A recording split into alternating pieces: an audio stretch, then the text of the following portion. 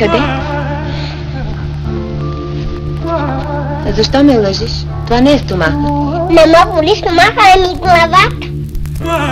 Тогава отивай да си лягаш.